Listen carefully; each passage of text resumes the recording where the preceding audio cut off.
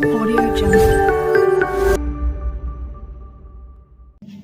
Hello दोस्तों, welcome back to my YouTube channel mission UPPCL TG2 परीक्षा नीति में आज का मुख्य टॉपिक 3 फेज इंडक्शन मोटर में synchronous speed, rotor speed, slip और टॉर्क में संबंध क्या है। दोस्तों 3 फेज इंडक्शन मोटर चल रहा है, लंबी कई वीडियो में आ रहा है। इसका कारण क्या है कि हम ज्यादा मिनट की वीडियो नहीं बना रहे हैं, हम टॉपिक बाय टॉपिक एक वीडियो में 2 टॉपिक 3 टॉपिक को ही समाहित कर रहे हैं और उसी के बारे में बता के जल्दी से पाठ खत्म कर रहे हैं, फिर दूसरा टॉपिक बना रहे हैं। दोस्तों आज का मुख्य टॉपिक जो है वो क्या है, सिंक्रोनस स्पीड। तो सिंक्रोनस स्पीड क्या होती है? सिंक्रोनस स्पीड को हम यहाँ पे लिख सकते हैं घूर्णी चुंबकीय क्षेत्र। घूर्णी चुंबकीय क्षेत्र दोस्तों, सिंक्रोनस स्पीड को ही घूर्णी चुंबकीय क्षेत्र कहते हैं या घूर्णी चुंबकीय क्षेत्र को ही सिंक्रोनस स्पीड कहते हैं। आपको सिर्फ इतना ही समझना है बस। अगर आप इतना ही समझ लिए तो अभी आपका जस्ट आगे आने वाला दूसरा पार्ट है सिंक्रोनस मोटर, तो उसमें बहुत ही आसान हो जाएगा। आपको क्या समझना है कि सिंक्रोनस स्पीड किसे कहेंगे? तो जिस गति से, यहाँ पे गति होगी, जिस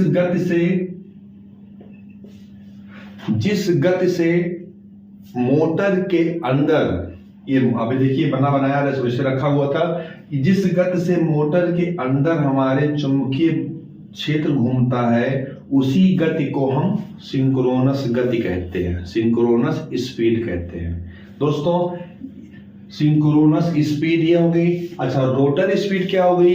जिस गति से मोटर के अंदर रखा रोटर जिस गति से चलता है उस गति को या उस स्पीड को रोटर स्पीड कहते हैं। अब आप समझिए कि रोटर हमेशा प्रेरित किससे होता है? सिंक्रोनस स्पीड से। तो सिंक्रोनस स्पीड से ज्यादा हो नहीं सकता। अच्छा, उसे होना कितना है? सिंक्रोनस स्पीड से कम। क्यों? दोस्तों हमारा लोड जो होता है किस पे होता है? रोटर पर होता है। करने को तो जब सप्लाई ऑन होती है, यानी कि जब इसमें सप्लाई दी जाती है और मोटर नो लोड रहता है, मोटर पर कोई लोड नहीं रहता, कोई पट्टा पुल्ली नहीं चढ़ी होती है, उस समय क्या होता है, इस रोटर स्पीड भी सिंक्रोनस स्पीड के तुल्य होती है, लगभग बराबर होती है। लेकिन क्या होता है कि जब मोटर पर लोड दे जाता है, यानी कि सिंक्रोनस स्पीड और रोटर स्पीड बराबर नहीं होती है, ऐसे बराबर चलते हैं। लेकिन फिर क्या किया जाता है, रोटर स्पीड की टांग पकड़ के खींच लिया जाता है। रोटर स्पीड की टांग पकड़ के यानी कि पीछे से पट्टा चढ़ा देते हैं, यानी कि लोड दे देते हैं। अब जब पीछे से लोड दे दिया गया और कोई फ्री है, अब कोई लोड वाला है, तो साथ में कैसे भाग पाएगा? इसलिए सिंक्रोनस स्पीड ज्यादा हो जाती है और रोटर स्पीड कम हो जाती है। तो सिंक्रोनस स्पीड ज्यादा होनी भी चाहिए। अगर सिंक्रोनस स्पीड ज्यादा नहीं होगी तो ये इसी के बल तो चल रहा है, तो ये नहीं चल पाएगा। अगर नाव सिर्फ पानी के बहाव पर निर्भर हो जाए और पानी मंद हो जाए तो नाव कहाँ चल पाएगी? एकदम सीधा सा उदाहरण है। तो सिंक्रोनस स्पीड इसीलिए अधिक होती है, रोटर स्पीड कम होती है। अच्छा, अब आता है स्लिप किसे कहते हैं? तो सिंक्रोनस स्पीड और रोटर स्पीड के अंतर को स्लिप कहते हैं। सिंक्रोनस स्पीड और रोटर स्पीड के अंतर को स्लिप कहते हैं। इसे कैसे समझेंगे कि जिस गति से हमारा चुंबकीय क्षेत्र चल रहा होता है वो वाली स्पीड, और जिस गति से हमारा उसके अंदर रखा रोटर चल रहा होता है वो वाली स्पीड, इस दोनों के अंतर को हम स्लिप कहते हैं। देखिए, जैसे हम ये कहेंगे कि सिंक्रोनस स्पीड मान लीजिए अभी 100 पे चल रहा है और हमारा रोटर अगर 100 पे चल रहा है, तो इसका मतलब ये हुआ कि अभी मोटर यानी कि रोटर पर कोई लोड नहीं है। अच्छा, जैसे ही हम इस पे लोड देंगे यानी कि पकड़ के टांग खींच लेंगे तो तुरंत इसकी स्पीड घट जाएगी, यानी कि ये लगभग कितना आ जाएगा? 95 आ जाएगा। ये लगभग 95 आ जाएगा, यानी कि 100 से ज्यादा नहीं हो सकता है, उससे कम ही रहे, उसके बराबर भी नहीं होगा। अच्छा, तो स्लिप किसे कहेंगे? इसकी चाल और इसकी चाल के अंतर को, यानी कि सिंक्रोनस और रोटर की चाल के अंतर को, यानी कि 100 माइनस 95, ये होगा स्लिप। अच्छा, इसका सूत्र जब देखेंगे तो सूत्र ऐसे बनता है, ये synchronous speed minus rotor speed rotary speed को सिंक्रोनस स्पीड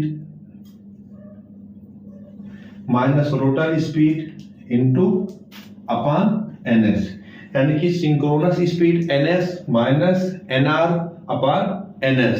सूत्र तो ये होता है, सूत्र ये होता है, लेकिन समझाने के लिए हम आपसे बताए हैं कि रोटर सिंक्रोनस स्पीड और रोटरी स्पीड का ऐसे अंतर निकालेंगे।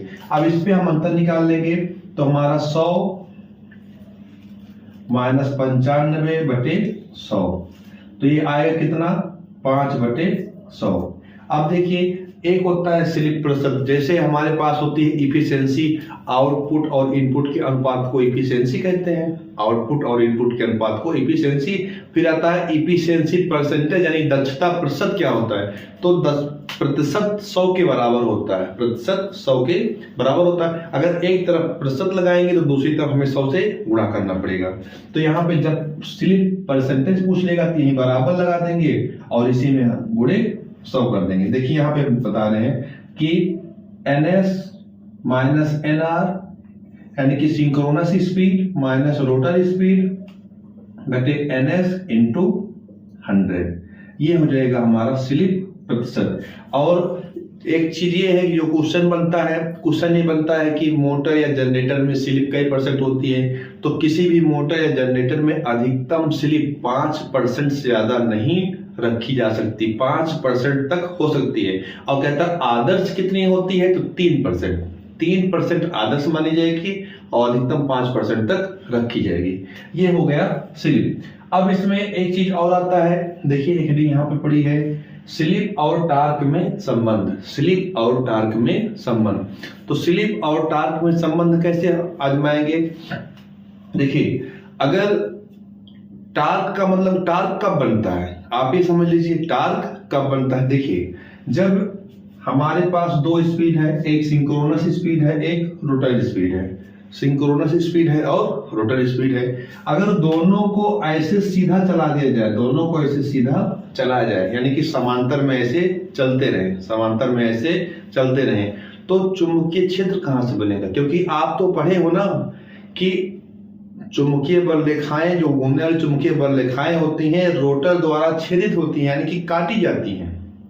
तो जब तक ये काटी नहीं जाएंगी तब तक बल बनेगा ही नहीं। तो अगर इसे हम समांतर चलाएंगे, ऐसे समांतर चलाएंगे तो कटेंगी कब ये, कटने के लिए तो हमें इस तरीके से जाना पड़ेगा, तभी तो कटेंगी। तो कहने का मतलब क्या हुआ, अगर दोनों की स्पीड 100 रखी जाएगी तो समांतर चलेंगी तो कटेंगी ही नहीं। तो एक का 90 रखेंगे, एक का 100 रखेंगे, एक का 95 रखेंगे, एक का 100 रखेंगे, इस तरीके से रखेंगे तब उनकी चाल कटेगी आपस में। जब कटेगी तब वहां पे एक टार्क पैदा होता है। इसीलिए कहा जाता है कि स्लिप और टार्क में संबंध है।